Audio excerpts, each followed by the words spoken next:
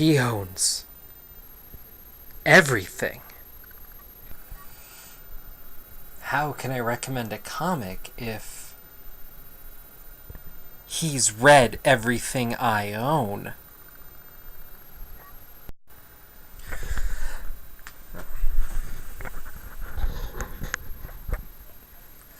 No. There has to be something. Something I own. Something I can find. Something that he wouldn't have thought of that he'd enjoy. There has to be something. I know. Maybe some local comics? Yeah, he's never read Byron. He's never read Roscoe. No. I have to. Has to be something good. I can find it. So Travis, you're a hard guy to recommend to. A lot of our tastes don't align. I can't recommend anything in line with Deadpool, Turtles, a lot of the things I love. But there are some commonalities. I know you like some of the bizarre, but I don't want to make this a true recommendations. I'm going to save my true recommendations, but to kind of warm the palate for something that I normally save for a recommendation for the offbeat. Scud the Disposable Assassin is really crazy. A lot of fun art. This thing loves being a comic, which is the reason I think you might enjoy it, but it's super bizarre. So, take that one with a grain of salt, but if that sounds like it's your palate, you can definitely look a little online and get a flavor for it, and then see if that's for you. Because I know you love things that are unlike anything you've ever read before. Concrete really might be up your alley. A man who is trapped in a rock-like body, concrete, is a lot like The Thing, but not superheroing in any way. He's just trying to get through life, some opportunities open to him, but he's also closed off due to the body that he's trapped in. A lot of plays of being an introvert versus an extrovert in here, and the third volume touches a lot of on cinema in a weird way, and third volume is as far as I've gotten.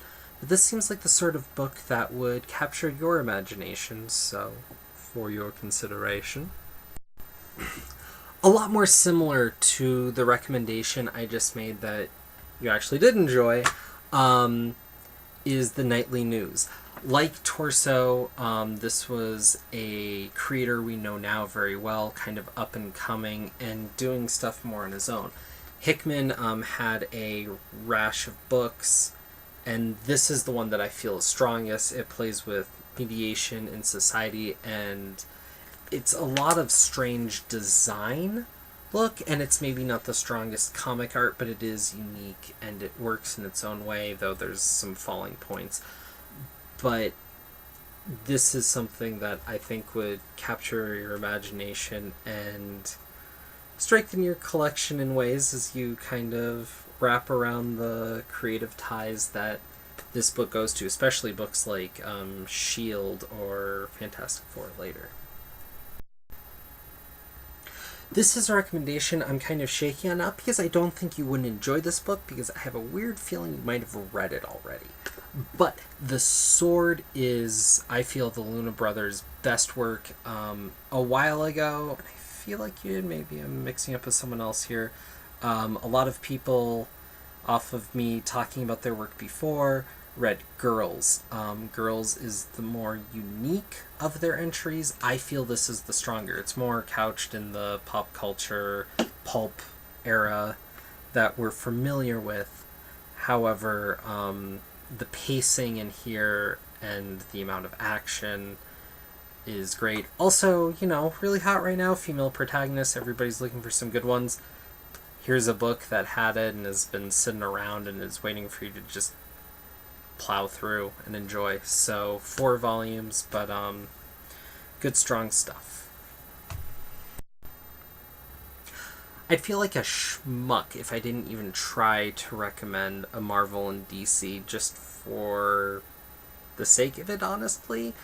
And whereas I would kind of want to recommend to you Priest Black Panther run, it's wouldn't be super easy to find, and I'm not 100% on your taste barrier with that. So what I would recommend, for a lot of the same reasons you recommended Superior Foes of Spider-Man to me, is X Factor. It's a quirky group, obviously, different themes, different stuff, but strong cast of characters. There's a good sense of humor that's more on your level, though. I don't think you'd appreciate Multiple Man the same way I do. Cool noir feel.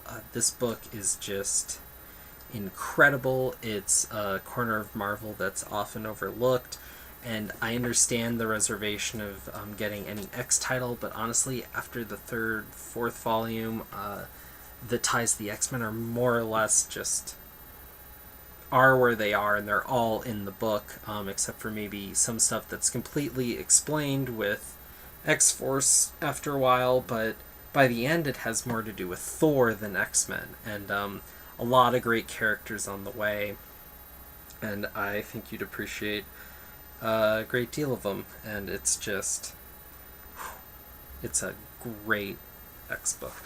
DC-wise, and this is something, again, I don't remember hearing you talk about, but I think you might have read, but I'm really sure you'd enjoy, is Manhunter.